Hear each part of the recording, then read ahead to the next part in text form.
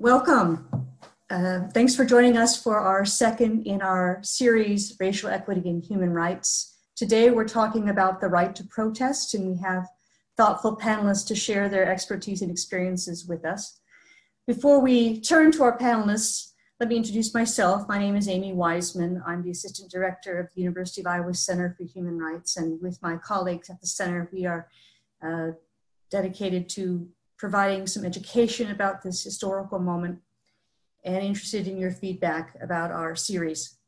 We'd also like to invite you to the upcoming panels, including a third webinar on racial equity and human rights, Understanding White Privilege, which will feature Dr. Eddie Moore on June 17th from 4 to 5 p.m.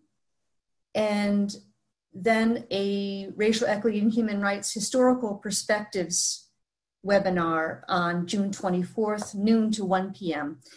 You're welcome to check our website for more details and to find the links to those webinars. I'll also note that this webinar will be available on our website at a later date for viewing.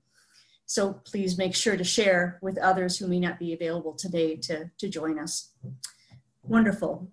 Well, I'm excited to share with you the voice of current protesters, as well as seasoned voices from the legal community who will be sharing their perspectives and some information that you can use as we think about the right to protest at this moment. We'll be hearing from someone leading the Iowa Freedom Riders currently in Iowa City, a human rights attorney in private practice who is also a lecturer at the College of Law, and a seasoned civil rights attorney here in Iowa. So without further ado, Raneem, please go ahead and share your experiences with us. Hi, everyone. So my name is Raneem. I am one of the organizers from the Iowa Freedom Riders. And I'm here today to shed a little bit of light on what the Iowa Freedom Riders have been doing, what our message is, and what we stand for.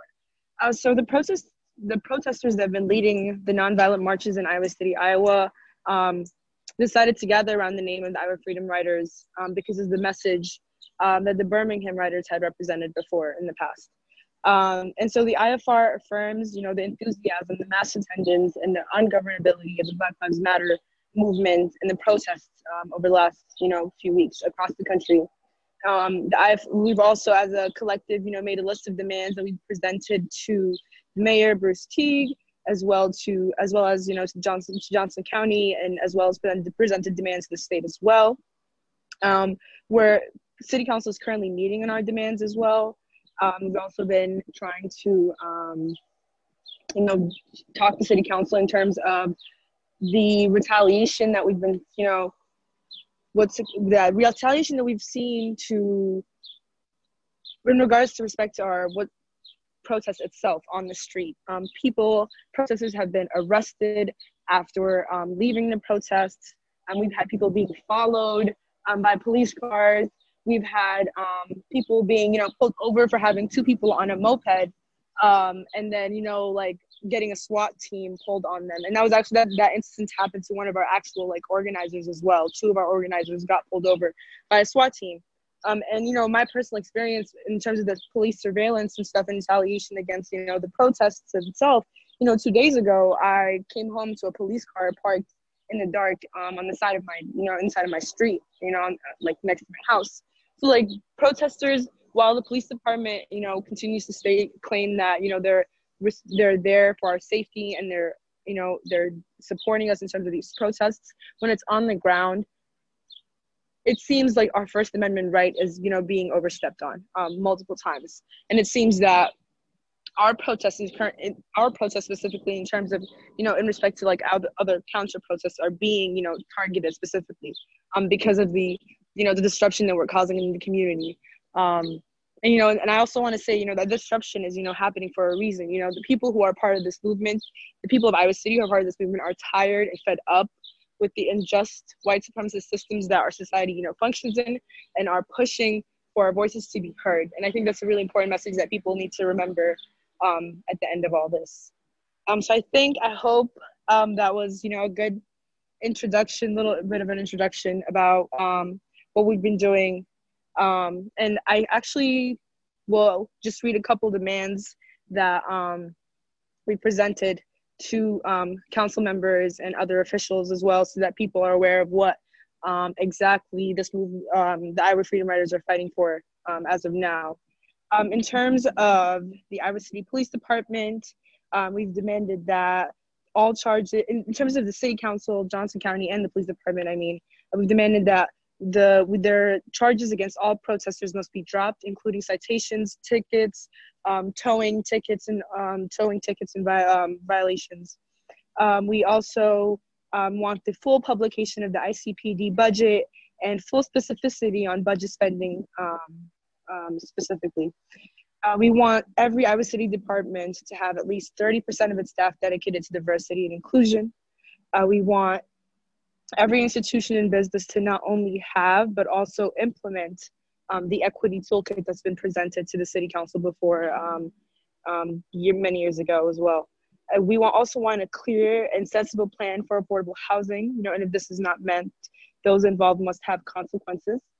We want the Johnson County Sheriffs and the Iowa City Police Department to not enforce evictions.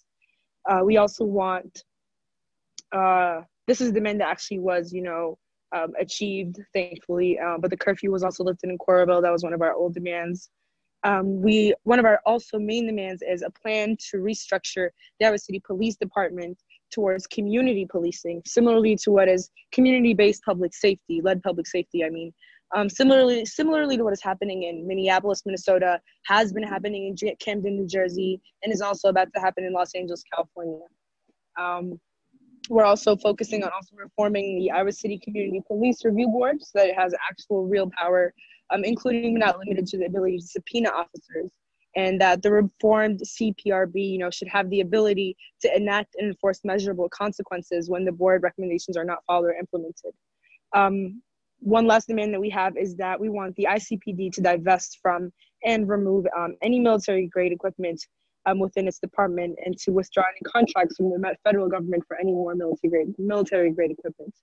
And as we all know, on Wednesday night, that we saw the consequences of what exactly happens when police are in custody of such equipment that they're can use freely on protesters who are just practicing their First Amendment right.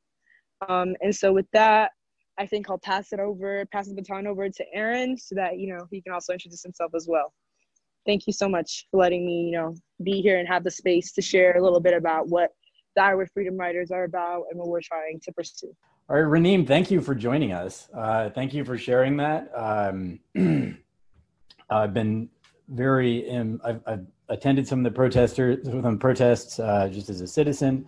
I've been involved in a little bit. I'm part of the legal team defending Maz Muhammad Ali, who was one of the protest leaders who recently faced a bunch of charges for protesting, including like unlawful assembly charges related to his protesting.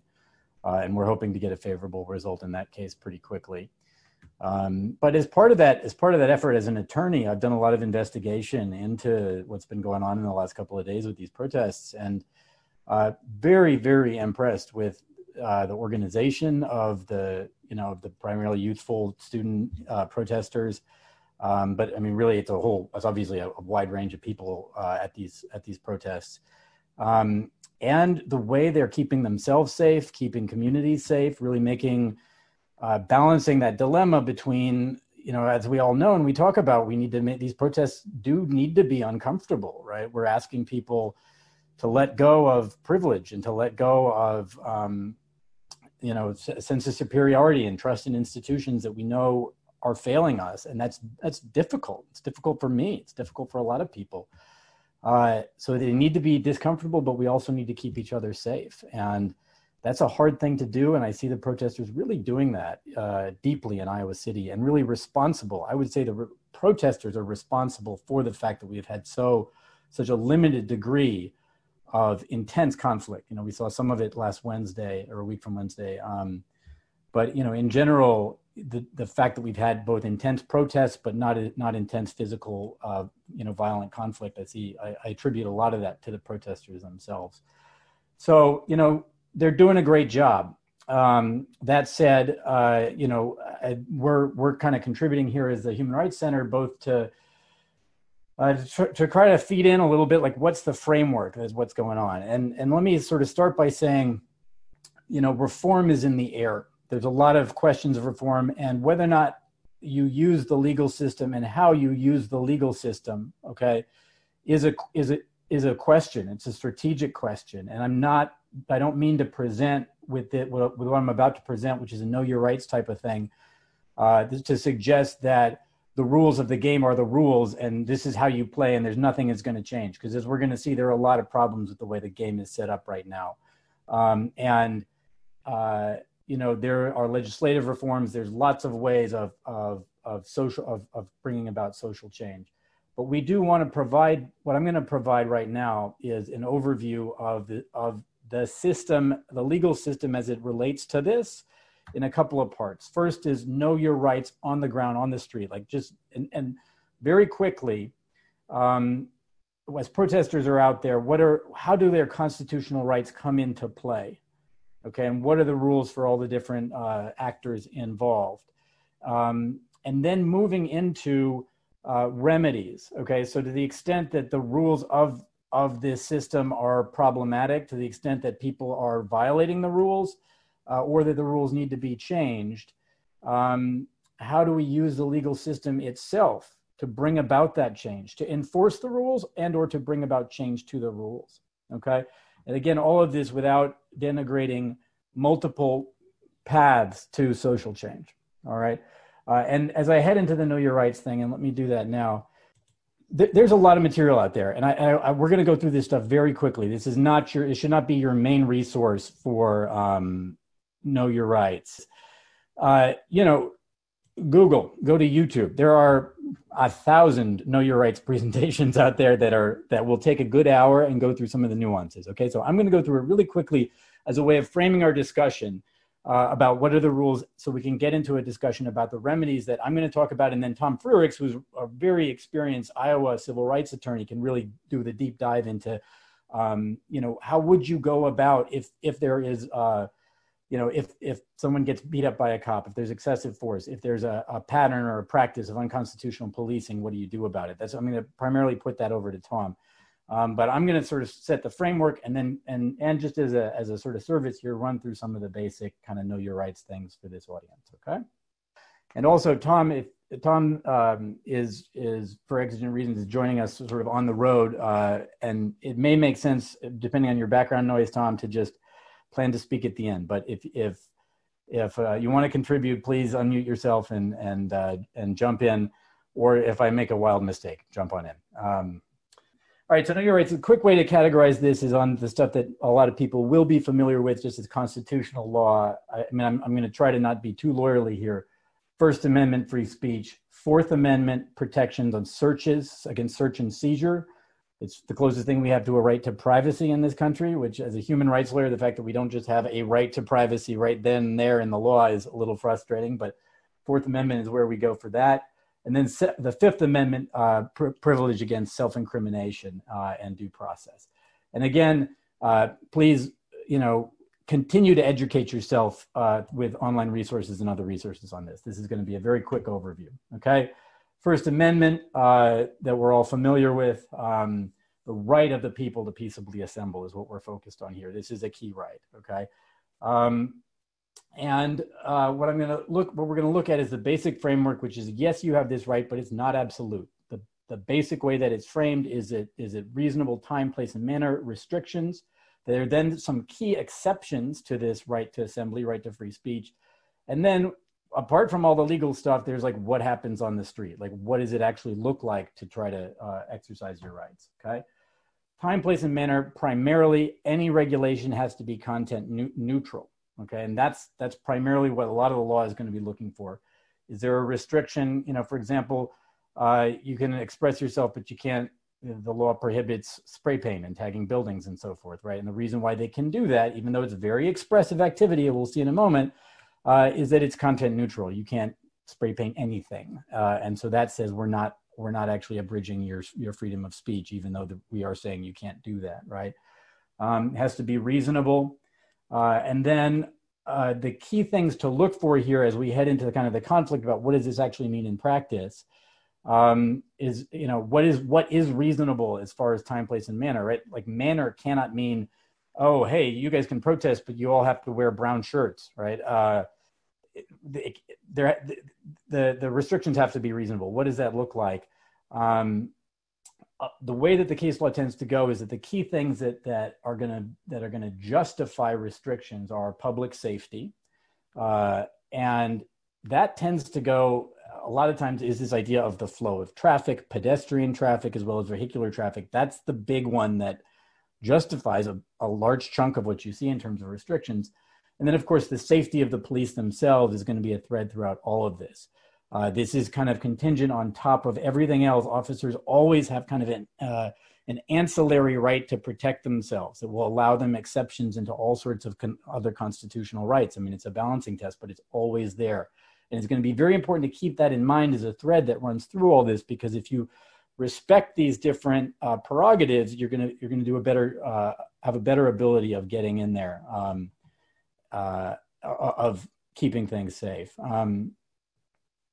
So a question, content neutral has to do with the external. I'm getting a question that is the content neutrality has to do with external effects of a protest and not the content of the protest itself. So yeah, I think to the extent I understand it, I mean, what we're talking about with content neutral, right, is that the regulation, okay, the government restriction on speech has to apply equally to any type of content. And it doesn't answer the question. There are more considerations after that. But it's the prima facie thing that courts will look to say, is this a legitimate restriction? And I think we'll actually get to that in a second. Let me kind of keep stepping through this and I'll speed up.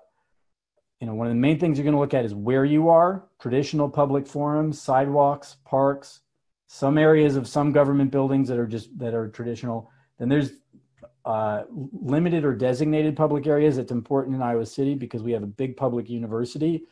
And these are areas that have been designated, that have been set aside and traditionally used as, even though it is technically private property or could fall into the private property category, it's typically used for free speech activities. And so that restricts the government's ability to come in and be like, hey, free speech for you, but not for you, right? Once it's been designated, you can start acting like it, although the lines here do get difficult.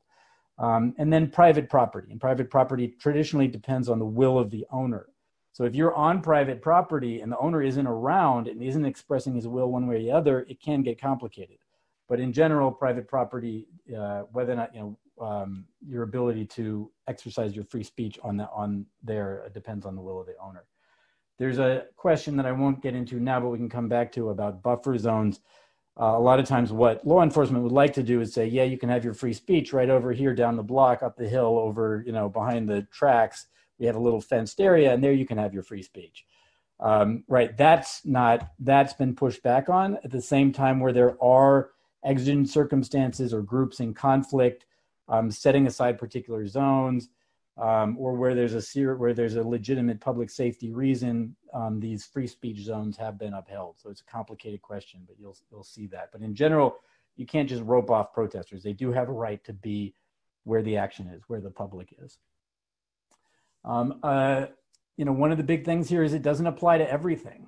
There's a law school course right here on this slide, so I'm not going to get too far into it. But basically, right, the First Amendment applies to expressive conduct. And a lot of the big free speech questions are like, well, is burning a flag expressive content? Yes. Is showing up nude to a protest, arguing that you have a right that their laws should be changed to allow equal public nudity between men and women, and to show up to that protest topless, for example. That would seem to be very expressive content. Symbolizing the protest, symbolizing precisely what you're arguing. That has not been held to be the case. So there are very fine lines here. I think because that leans towards public indecency and these kinds of things that have been upheld, limitations have been upheld. So, these are just some examples. And, the tough ones are going to be, a municipality. One of the ones I remember reading about was a municipality bans sagging pants, right? Or certain types of hats.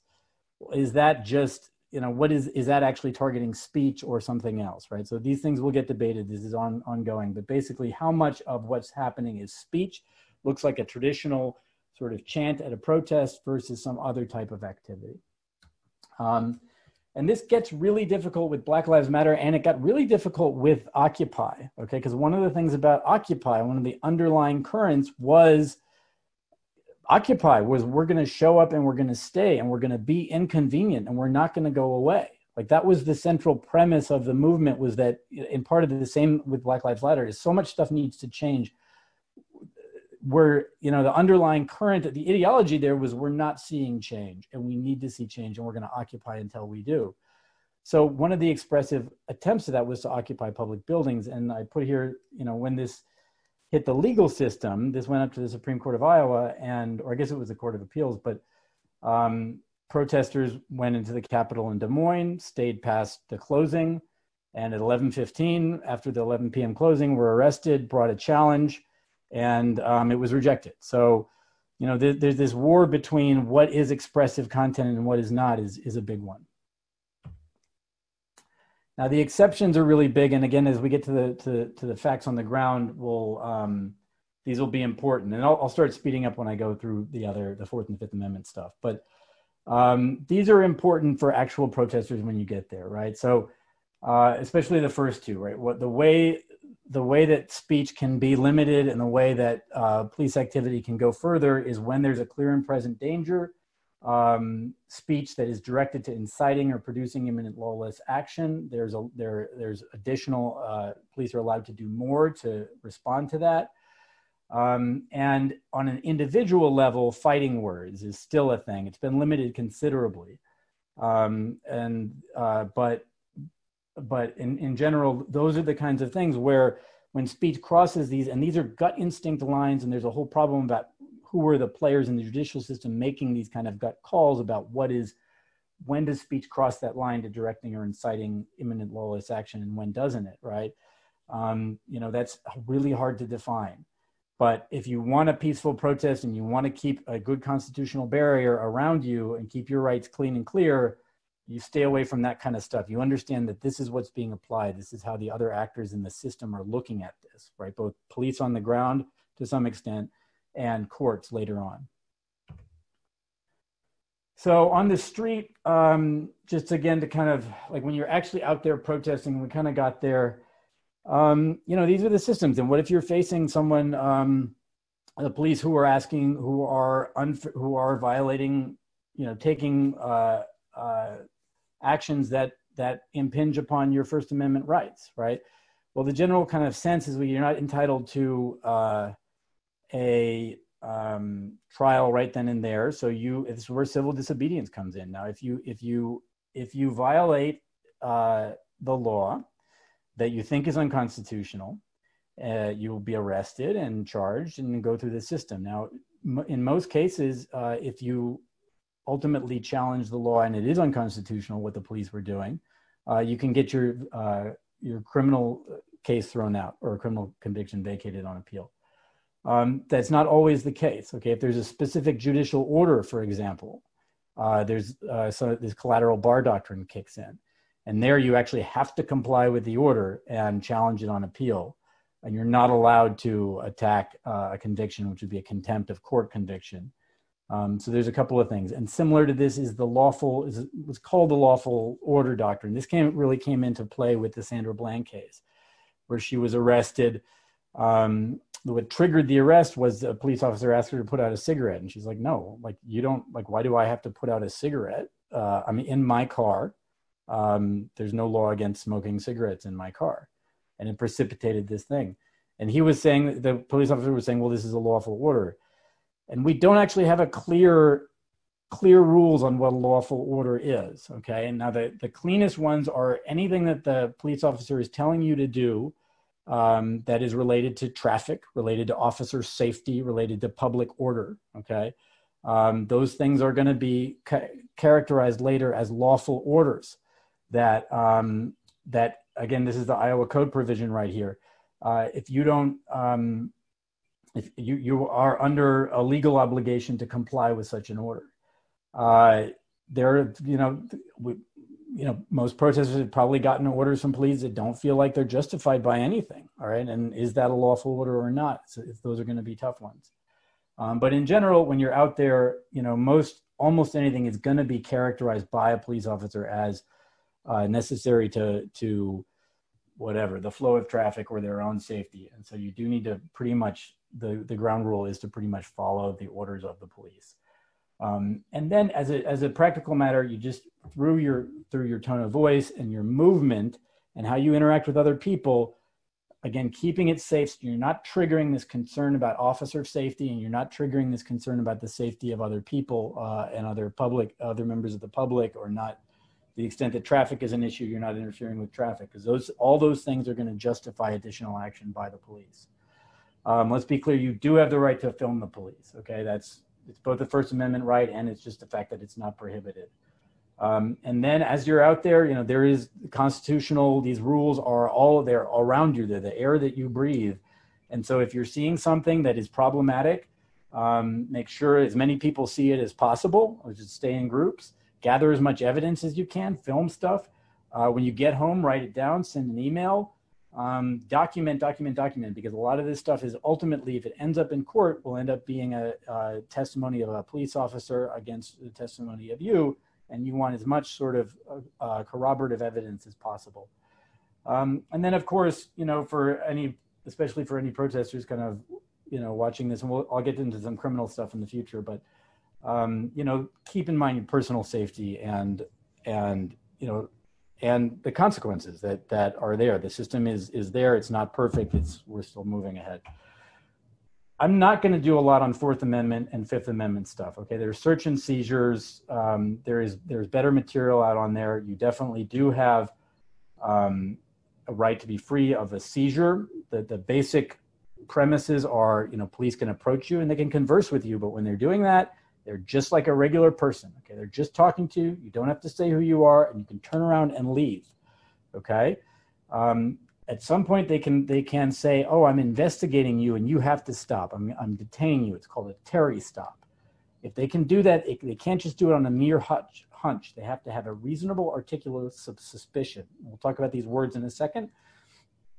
But you're still not under arrest. Okay, so there's this middle ground that exists, and it's an investigative stop. And there they can ask you for your name, address, and date of birth. Okay, they also have to identify themselves. And then there's detention, and they say, no, you can't leave. We can move you. We can put you in a police car. And there, for that, they have to have probable cause. They have to think more likely than not that a crime was committed in order to do that. And that triggers all your First Amendment rights and your Miranda rights, right to counsel, right to be free of self-incrimination. Okay, the search, there's also the Fourth Amendment, protects against your right from being searched. Phones are the big deal these days, right? We're carrying around our lives in digital form. They are protected. You do have to have a search warrant to search a phone, okay? The big issue with search is consent, okay? A police officer comes up to you and is like, and says like, well, all right, let's take a look at that bag, shall we? Takes your bag and looks into it. Sounds like an unreasonable search. You didn't say no. They're gonna say that you consented, okay? So you've got to say, I do not consent to this search, or no, or something. Silence equals consent. That's the biggest problem. And again, officer safety comes in here. They can pat down to look for weapons. They can look at anything in your wingspan, okay? Anything you can reach with your hands. They can search. They can do a superficial search. This wouldn't be a big deal except for it intersects with a couple of other things called like the plain view doctrine. So if they pat you down, or if they open your glove box because you're sitting in the car, and guess what? They see something that they don't like. It's now in plain view, and they can now proceed to arrest you for that. So there's a lot of different stuff that other presentations will get into about how this works. Again, so to protect yourself on the street, to protect your Fourth Amendment rights to the maximum extent possible, Be very careful with how you're acting. Do not trigger that officer safety concern. Do not trigger any threat to other people concern. A big one is resisting arrest, okay? A conflict, you get a conflict, there's some shouting between officers, they start to arrest you. Almost any type of movement can bring a resisting arrest charge on top of you, okay? You can do passive resistance, which is a complete meltdown of your body, but again, any type of like kick or wiggle or struggle, and you can get a resisting arrest charge. So it's, you gotta be real careful when any sort of physical stuff like that starts to happen. Again, the same advice, gathering evidence all the time, thinking about how am I going to show this and explain, not just tell what happened, but show what happened later on when you get down the line. Fifth Amendment is a right to be, not to be compelled, the right to be silent. Again, don't talk to the, keep that right. It's amazing how difficult, I'm not going to get into all this stuff. It's amazing how difficult it is, the number of ways police have to get people to talk. They are allowed to lie to you. They're allowed to misrepresent you largely, okay? So be very careful. Right to remain silent. Just keep it simple. Keep it strong. A lot of other know your rights will use these magic words. When you use a word like, am I being detained? What is your reasonable suspicion? You are putting the cops on notice, and you may actually change their behavior in the moment. You're putting them on notice that you know what your rights are. Okay, these are magic words. You'll see these all over the internet in know your rights stuff. And, just be aware. Protesters get hit with serious charges. This is state charges. The second bullet is actually federal charges. Federal drug possession charges, if you happen to be on federal property, are very serious. Terrorism charges are starting to be a reality for protesters in different ways that we can get into. Okay. Now I'm going to pretty much hand it over to Tom in the sense of he'll start talking about Section 1983 lawsuits. I'll set it up for him to some extent to say that there's this one statute which basically says where people under color of state law, and that means state like the 50 states, affect a violation of federal law or your constitutional rights, you can bring a lawsuit. It's called a cause of action. It allows you to go to court, and from there the gates are open. And there's a whole system where attorneys can get fees and all sorts of stuff. And so this is what we talk about when we talk about civil rights litigation. It largely goes through these simple words. And this is where after when you're finally back at home and you're like, wow, that was pretty messed up. What do I do about it? This is where we start to say, oh, how can the legal system actually try to enforce some of those rules that are on the ground? All right. And I'm going to go over. So Tom, did you catch? All right, thanks. Thanks for having me. All right. So one of the things that struck me from everybody that's talked, from both of you have talked so far, is that the rights that are written on paper are way different than the rights that are going to end up being enforced and used on the street. So, even to the extent, if you've got a little printout that says, these are my rights, I'm not going to talk to you without an attorney, and you can give them that piece of paper, that's not necessarily a terrible idea. It kind of reminds me of the comedian who said that I knew I had the right to remain silent, I just didn't have the ability.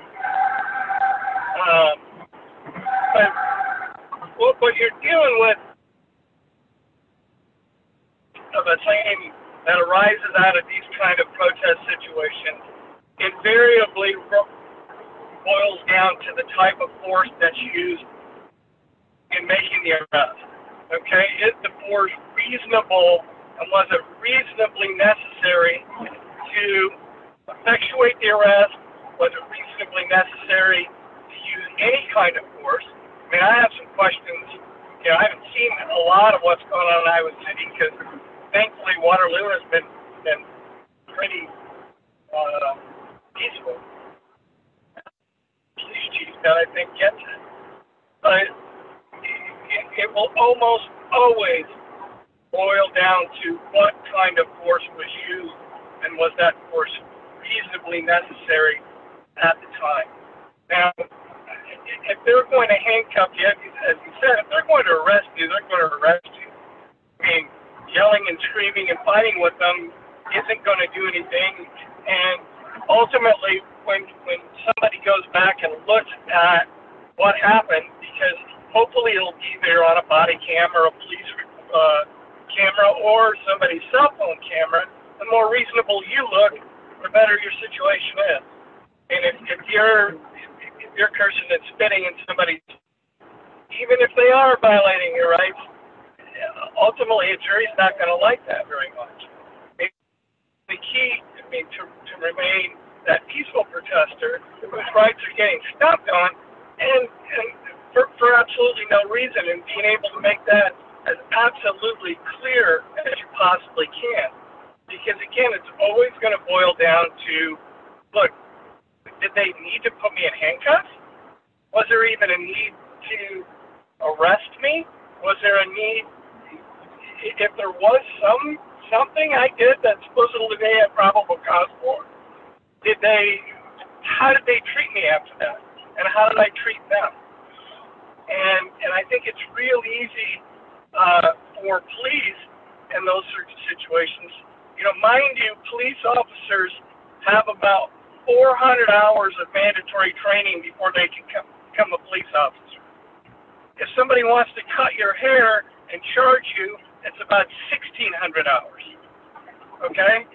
So these guys are not overall well trained. I know this will come as a shock to some of you.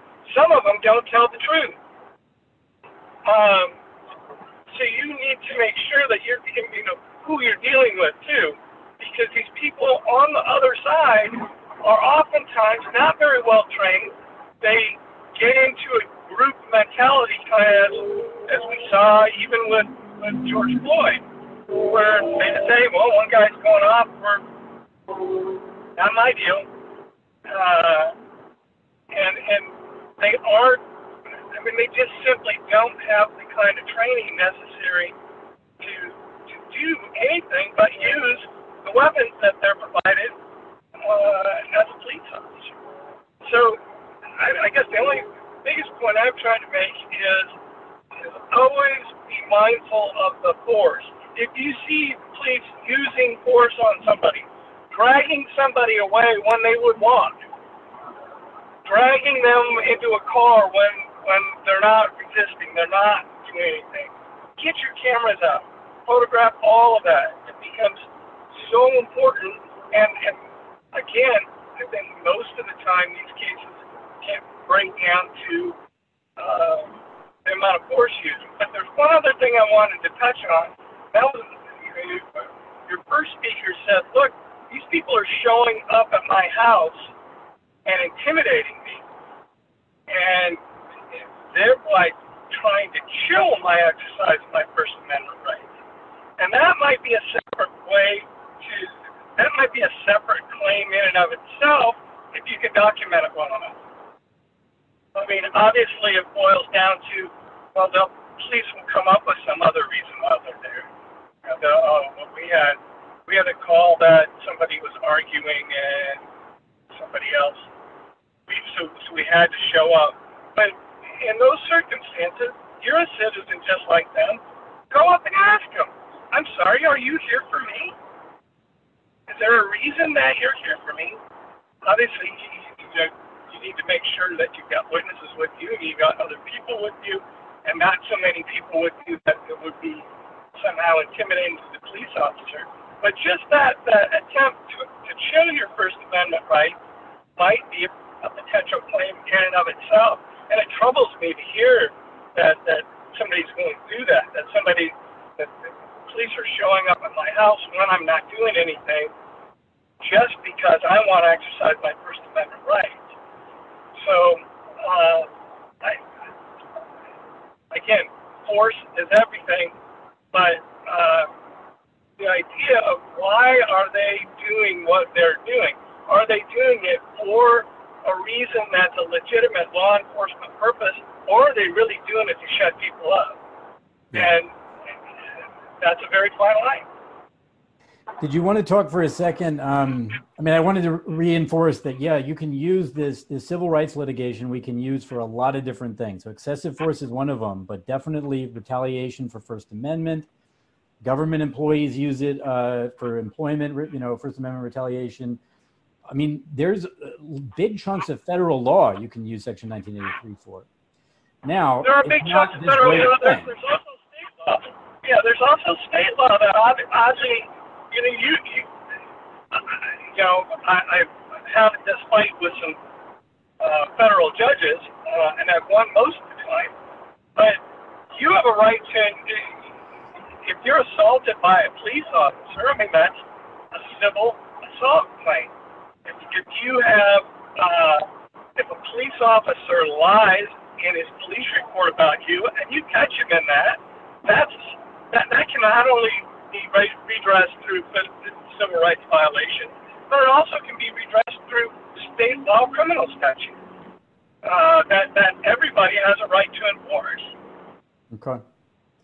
So before, I also wanted to get you to talk before you finish up about qualified immunity, because that's something actually, it's obviously a huge problem in this area, but there are these movements of reform. There's cases in the Supreme Court and there's a bill in Congress. So tell us about that problem. To me, that's the biggest, that will be the most effective change in this entire area of law. And let's describe it for people who don't know what it is. Qualified immunity basically means that if an officer says, well, I was acting in good faith, for example, or if an officer said, well, I might not have had probable cause, but I had arguable probable cause, those are things that they say, well, he wasn't acting so far outside the boundaries of what he's supposed to do, so we're just going to forgive him. And the law is so ugly in that respect because they not only have a right to use that as a defense, they can bring that defense early on in the case, and if that defense is unsuccessful, they have a right to immediately appeal that to an appellate court. And your whole case just sits and waits while they appeal the issue of qualified immunity. It can be very fact-specific. A lot of times those facts are supposed to be viewed in a light that's most favorable to whoever's suing the police officer, but we know that doesn't happen. And as a result, qualified immunity is basically a license to violate people's rights.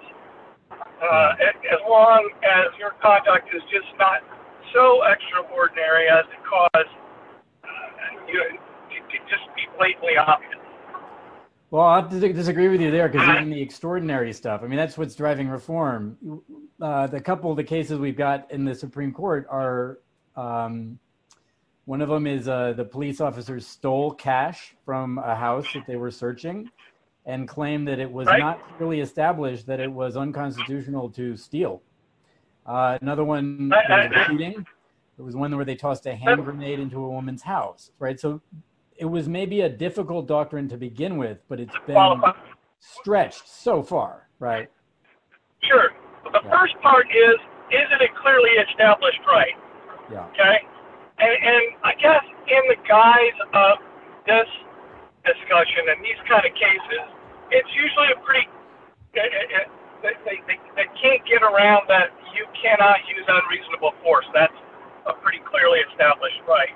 But you're right. Tossing tear gas, is that a clearly established right? There's case law all over the place on whether it was reasonable under those circumstances to toss tear gas at protesters, to use weapons of war and chemical weapons and those kind of things. Yeah. So people should be. But that's the first step. Then the second step, what is then bending over backwards to you in the light of a reasonable police officer, then do we still forgive them? Right. So it's kind of a two-step analysis. Yeah. Sorry. No. That's so. I mean, I just think it's important. It gets really technical. There's lots of reasons why this is a huge obstacle in this area. Why it really hampers civil rights litigation. So people ought to just be aware, especially now that there is some momentum on qualified immunity reform, that's something that is important and that they should consider, they should think about. And it also points to what we talked about at the beginning, which is we don't have a perfect system here. Civil rights litigators, there aren't 1,000 Atons all over Iowa, because this is difficult work and it's really hard to get these cases through. And I don't think either Tom or I are going to stand up and be like, we have a great system of legal reform through Section 1983. It's perfect, right? quite the contrary. I agree completely. So, and that's why you want the perfect case. You want the perfect case, so you want your clients doing everything they can to document, as you said, everything. Yeah, and hopefully we'll change civil rights litigation to make the system better. So, but that's part of it. We're trying to change the system, change civil rights litigation, and get there. So let me throw out some questions, Tom, since we're got 10 minutes here, and I'd love to hear you on them as well as, and then I'll contribute. And Raneem, also, if you're have questions and want to jump in. Of course. Please do. So we got a couple here. The one that really gets to me, I love this question. What can bystanders legally do to intervene in instances of police brutality? And that is a really hard one. It's an incredibly hard one.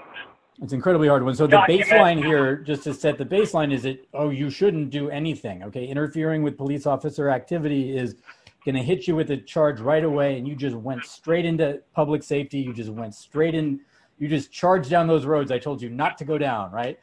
And yet, people are dying, right? Like, you have to do something. So, right. In Iowa, it's unlawful to resist an unlawful arrest. So if your arrest is unlawful and you resist it, you're still guilty of interference with official act. Yeah. Even if the arrest was clearly unlawful.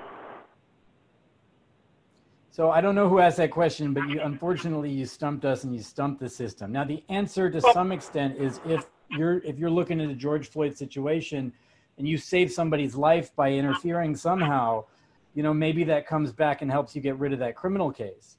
But how are you going to prove that you saved that person's life by intervening? And it's a real problem. The question should challenge us all. We need better, and there's almost no better. And you see in the videos that have been going around, you see in George Floyd, people trying to take video and trying to show the police that, look, I'm watching you. You are being filmed. And that's... Document is the first and only real answer. It's sort of the best answer right now. And you can put them on the spot. They may ignore you, but somebody's going to catch the fact that you're asking, just like in George Floyd's case, why are you doing this to this guy? He can't breathe.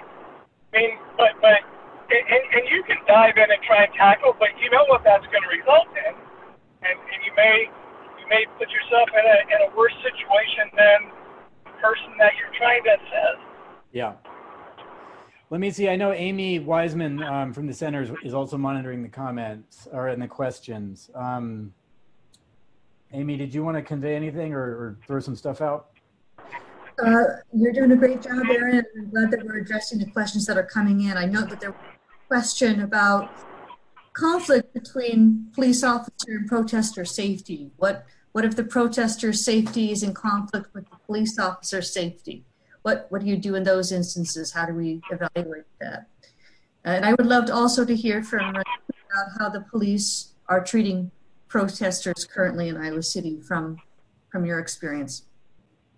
Yeah, I mean, I think the police and protester one is tough. The police safety thing, I'll just say, is strong. Okay, courts support officers protecting themselves. I'll just put it that way. Police safety is going to be paramount to protester safety every time. That's another way to put it. All right. Raneem, what do you think about all this related to your experience? I think you really put it well when you said, like, it's a battle of, like, trying to do your best to, like, exercise that right, but also, like, operating within the confinements of the law, And I think that has been the biggest issue for us in terms of, like, how do we keep everyone at the protest safe, but also keep it a protest and not a parade? And, like, it's just, like, in our talks with police, police officials as well, like, they're just so concerned about this public safety issue. And then it's, like, the same thing, the same question one of the viewers asked is, like, what is that when it comes to that conflict between public safety versus, police safety and officer safety is going to win first. Like the law just protects them at the end. And it's really hard. Like it's the only thing that we can do is just make sure that we're prepared to be like arrested and get arrested in a peaceful manner, and then hope that we have like a legal team that, can get us out of it at the end of the day. I agree. John Lewis just said he's been arrested 44 times and he expects to get arrested a few more. So, the question really becomes, getting arrested is one thing, being convicted and then having all the other things attendant to that is just something entirely different. Yeah, and I would say, we've all got John Lewis inside of us, but I also, I really want people who are out there to be making very educated decisions, because sometimes it's like, I'm going to go get arrested, and then you get hit with a federal charge, and there are still people from Ferguson sitting in jail in federal prison. There are certainly people from Standing Rock, right, where they used the fact that there was a pipeline to start bringing terrorism charges that didn't stick, but they still escalated the penalties. There are people that I know from ecological protests in the Pacific Northwest who are still in jail. So like, you got to be educated before you make that kind of decision about how much you're putting on the line. You need to know how much you're putting on the line. And that's honestly what we keep reiterating to our protesters, that, you got to, at the end of the day, make sure that you're taking care of yourself. If you have a background, if you have any sort of history, don't put yourself in harm's way. Let someone else participate in that and protect yourself at the end of the day. And I think just our focus on like functioning as a group and working together as a group has really been one of the reasons why we've been able to keep so many people safe so far. So yeah. We've got a couple of questions about how to protest if you are sheltering in place. Any thoughts about that, Renee, who are not able to go out to protests, but would like to do? What do you think the best thing that you, like, not everyone is able to come out to these protests, right? So we're here representing everyone who wants to be there. I think the best things you could do is call into the county attorney and talk about, ask her about what she's doing to, demand for the release of arrested protesters, demand for, call the police department, call the county attorney and ask her to, push for, protesters to not get arrested, and push for the police to, decrease their surveillance of protesters. You contact your local officials and, ask them to push for these demands that we're asking for. At the end of the day, these demands aren't only for us, they're for everyone in Iowa City. It's for us to make a community that where we're all, functioning in an equitable system, in a just system. And I think it's really important that you don't just, like, you can come to the protest, yes, but even outside of the protest, make sure that you are pushing for these Black Lives Matter issues in every facet of your life, if that makes sense. We just have a couple minutes, so let me just ask a question, and then we might have to answer questions individually beyond the time frame here. We can certainly respond via email to those questions. So one question in regards to the arrest of Mazin Mohammed Ali, and asking, is it legal for him to be kept without bail? And is there an aspect of the law that addresses the fact that hundreds of people were present and many leaders, but he was the only one arrested? So questions about the legality of the arrest currently. Yeah, so I'm part of the legal team representing Mazin. Yeah, it's tough. There's a number of issues related to the bail. It's somewhat more complicated, but I will say, the fact that he was picked up at the time he was picked up and ended up in a jail very, very far from home, where he does not feel safe. That was not, the system was not helpless in making that happen. And so it's difficult. We should be doing better on that aspect of the case. We do hope to be within a few days resolving those facts. And yeah, so there is a doctrine, and Tom can maybe jump in about this too. Selective prosecution is there, but boy, is it hard. It's about as hard as it gets. We like investing a huge amount of discretion in our law enforcement and especially our prosecutors. And it's tough. And it butts up against this idea of like, well, what if you just made everything criminal and just let law enforcement go around and pick who to decide, what to do it. One of the charges against Mazin is spray painting a walkway on the Pentacrest. Well, if you go out to the Pentacrest, there's hundreds of tags. He did one of them. And it's a beautiful visual illustration of selective prosecution. It's a problem, but the legal tools we have to deal with it are insufficient. So I'm clear. I apologize. I'm not that familiar with his case. Did they charge him with some kind of criminal mischief? Yeah, second degree. Yeah, they got him on a felony, or they're charging him with a felony. So here's the other thing. When I do these presentations, my joke is like, I wish I could do this practice without using the F word, which is felony, right? Like we should not, this is expressive activity. Felonies should be reserved for hateful conduct that is aimed at harming people and violating the public trust. And protesters, free speech, you're out there, you're trying to make the world a better place. And people may disagree with you. But when we start throwing felonies around for free speech stuff, we are in a very dangerous area. And so I think I would love for people to categorically, when they're calling the Johnson County attorney or whatever they're doing, to say that. We can fight over this misdemeanor or that misdemeanor, but we do not need to be throwing felony charges for anything related to speech. Let me just say to everyone involved with the panel, thank you so much for your insights. We're out of time, but we will address the questions that we didn't get to. So we'll make provisions for that. And I again want to encourage all attendees to take a look at our website for our upcoming webinars, and as well as take a look at when this is posted and how you can share it with others, this particular webinar. Thanks again. Yeah, thanks everybody. And thanks Tom and Raneem especially for joining us. Yeah. Thank you so much for having me.